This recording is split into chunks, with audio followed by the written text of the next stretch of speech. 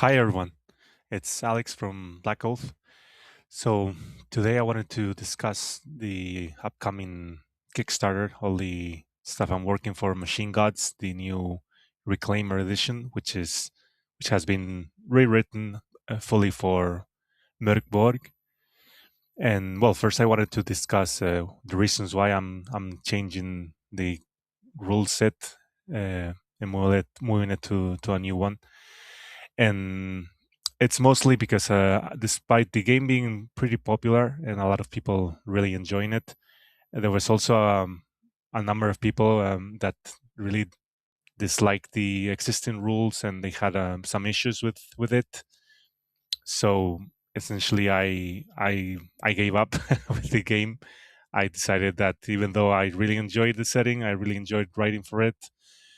It wasn't worth it. All the um, issues I had with explaining myself once and again why I did this instead of that. And yeah, I decided to basically move on with and leave the game as it was. But this didn't sit well with me because, like I said, I really enjoyed the setting. It's a very fun setting to work on and to write for.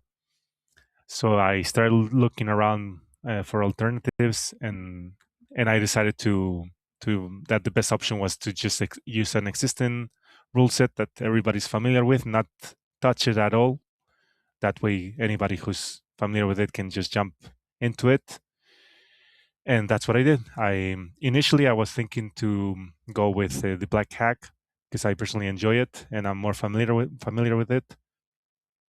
But I was talking with Richard Kelly, which is my usual collaborator for all these projects, and he's very familiar with Mörk Borg. He's released a lot of material for it, and well, it was the clear choice because he was going to be the one in charge of making the transition to this new rule set. So yeah, that's why we went for what we went for with, and so I sent him all the files, and he adapted the whole setting to the whole game to this new rule set. And honestly, I'm very happy with the result. The game is much lighter now. It plays faster. It's 100% compatible with all Mörk Borg material, and yeah, on in the process we've changed a few things and added some new content. So it's been a fantastic opportunity to revisit the core rules and also the first expansion, the Voidspire territories. And well, I just want to go over briefly to the new additions and changes. I I assume a lot of people watching today are already familiar with the game. They probably already own the original edition. Which, by the way, in case you don't know, everybody who already owns the game is getting this new Mörkborg version for free because it's a free update. This new version is replacing the original one. The original one is going away. This is the new version and the only one that will be existing moving forward. Once the Kickstarter funds, hopefully, it's only going to be this new Mörkborg compatible version. So the game starts going over the setting, but this time we expanded on the different regions of the Noxian Expanse. We'll discuss what happened before uh, the reasons why the setting is as it is, what I call feudal post-apocalyptic science fantasy. And in case you are not familiar, the thing is that humanity reached this peak of technology and progress. Everything came crashing down. Everything went to hell. So the world was rebuilt around different AIs, which are seen as gods and worshipped as such. And the gameplay takes place in what is called the Noxian Expanse, which is this kind of a big region, undescribed region, big wasteland.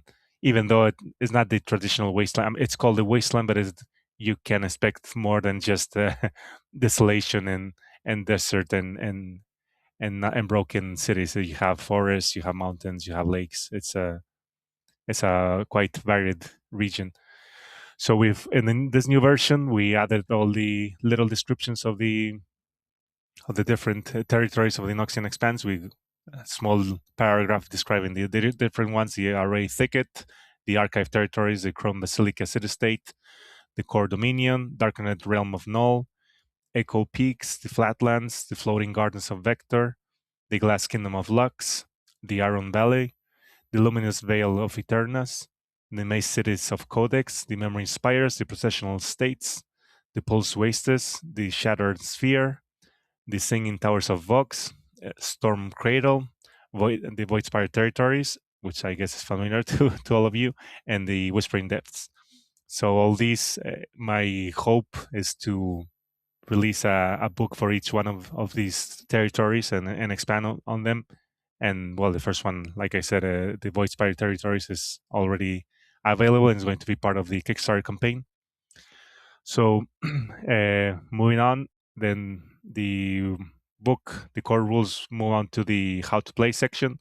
Here, this just explains how checks work, the usage die system, how combat works. Anybody who's familiar with Mörk Borg doesn't even need to really read this chapter, because it's the only addition to it, I guess, to the Mörk Borg system is the usage die, and that's about it. The rest should be familiar to all of you. Well, there's the resonations system, which is the how magic works in this world, because of course magic doesn't exist, but technology is so advanced that to the primitive peoples of the Noxian Expanse, it's considered magic. So this is the system is how magic works is basically you finding these ancient relics, which are just devices, and they cast spells that you can use with your character. So it's very simple. You just synchronize with the item and use it to cast spells. Then we added something new to this edition, which is companions, which is always very fun, something fun to have as a solo player. By the way, I didn't mention it, but well, this is a full system. You don't need the Mörk Borg book. You don't need anything else. All the rules are here. It's a fully solo, co-op, or GM led. All the rules are here for everything you need. So we added companion systems rules, which is very fun. There are 4 different types of companions you can find, and they all have their motivations, different tables to generate who they are, what they want, how they behave in combat, how they behave out of combat, how they behave when you're exploring. So they are very fun. Richard really added a lot of really cool stuff here. Then, well, we go into the playing without a game master section, which is a very important one. This hasn't changed. Well, we added a few new tables and refined some of the rules to streamline it. But if you own the original game, it's essentially the same. Then we move on to the character creation chapter, which is very, very simple. You have the abilities, the basic stat line.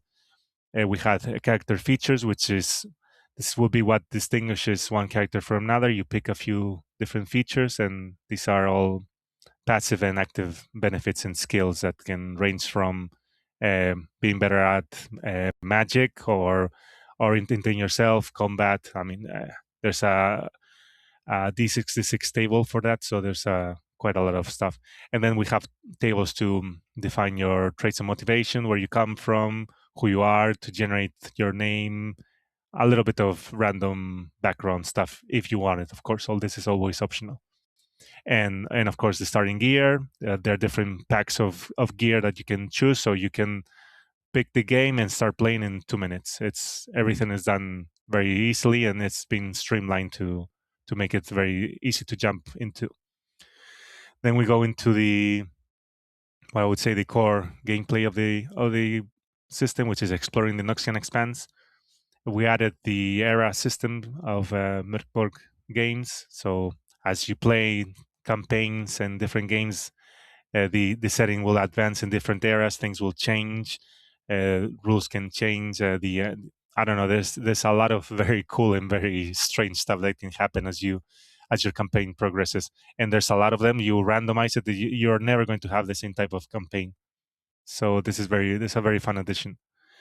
Then the book goes over how you travel around the Noxian Expanse, what kind of civilizations you can find, what the wasteland is. It explains a little bit about the strange weather patterns that exist here, because the weather used to be controlled by AI, which have gone completely haywire. So maybe 1 second it's raining, the next second is sunny, scorching hot, then the next second is snowing. So you have to be rolling, and well, you have different effects for everything. And well, we go into how you map all the all your progress to the Noxian Expanse, which is again randomly generated.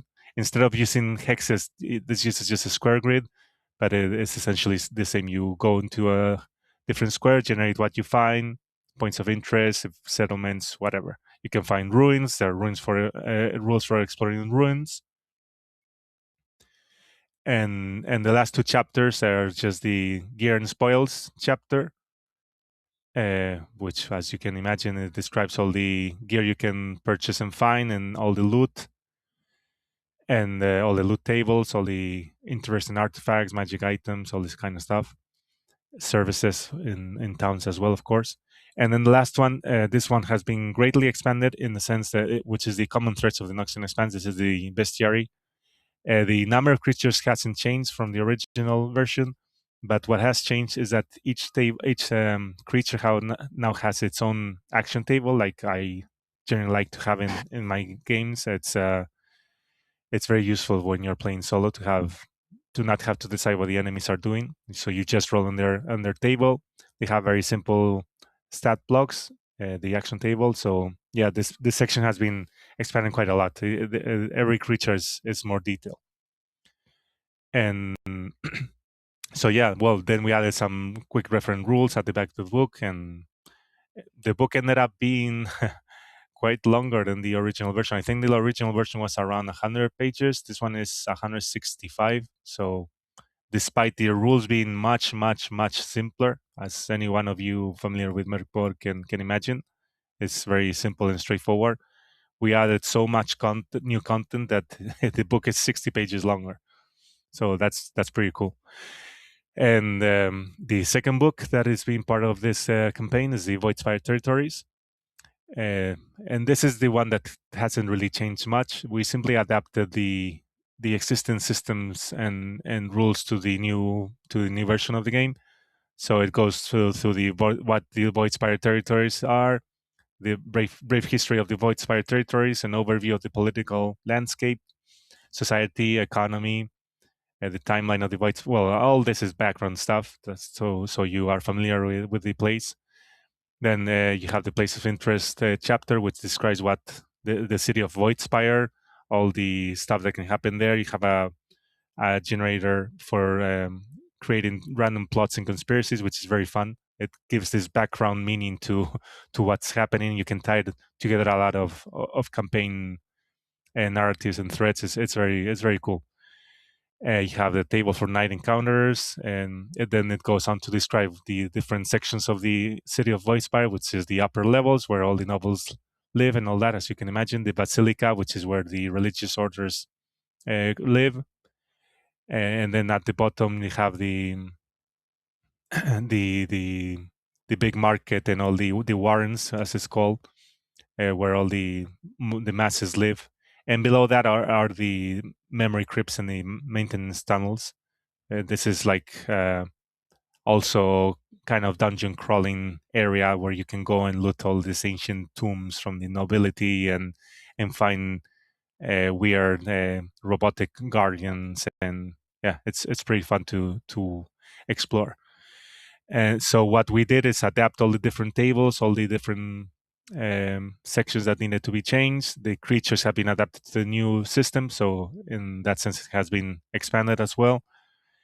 But all the stuff working with the different factions, how you gain reputation with them, the benefits from working with them, all that has been kept the same. All the other details, lore, of course, all the procedures remain the same. They have simply been adapted to the new system. And the third book that is going to be part of this campaign is the new one, the one that hasn't been released yet, so nobody has anything about this. If you're interested in getting this new book, which is the Array Thicket, you'll have to jump into the campaign. This one is it focuses on a different region of the Noxian Expanse, which is this strange forest that's been constantly for millennia been planted in perfect lanes, and if you try to alter anything, this security maintenance drones come in and kill you. So it used to be some kind of a carbon capture array for big servers and all that. Now there's an AI which has been completely focused on maintaining the exact measurements and procedures in this area. But the interesting thing about this place, and the reason why you go there and a lot of people go there, is because it produces all the trees have they have been enhanced with nanobots, with nanotechnology. So the wood itself, it's called ironwood, and it's one of the most resistant and tough materials in whole Noxian Expanse. So it's very sought after. That's the reason why people jump into this very dangerous spot. And as well as the sap from the trees, the crystalline sap, which is also used in a lot of maintenance rituals and is very important for religious and maintenance purposes. So these two materials are the reason why there are different like border towns all around the forest, the Array Thicket, and well, I'm using this new expansion to introduce, of course, new items, new places to explore, the new cool NPCs, locations, but also new rules to explore more in detail what you find in the forest, to randomly generate the forest, of course. So yeah, I think it's going to be a pretty fun addition. I'm still in the works, in the process of writing it. By the time the campaign launches, it should be done, because I'm not launching a campaign without having everything written. And yes, so this is going to be the core of the campaign. I'm hoping I will also have a couple of stretch goals to introduce some interesting stuff. This time I'm doing things a little bit differently. Instead of doing piecemeal stretch goals, I'm going to go for bigger goals. We'll have basically one or two complete books. It will be larger goals, more difficult to reach, but I think it makes more sense for how I'm doing things. And I have some really cool ideas. I would like to have a book dedicated to character options, with maybe a life path generator, classes. Even though the game Machine Gods doesn't have classes, I want to have optional classes for those who want to just not even think how to make a character. You just pick one, and there you start playing. And well, more background stuff, and yeah, a whole book dedicated to characters. I think can be very fun. And then, of course, I would like to have more books about the different, covering the different regions for the Noxian Expanse. So yeah, that's going to be the campaign. I think it's going to be pretty fun, and I hope I can counter you. I will leave the link for the campaign in the description down below. And yeah, that's it for today. Thanks for watching.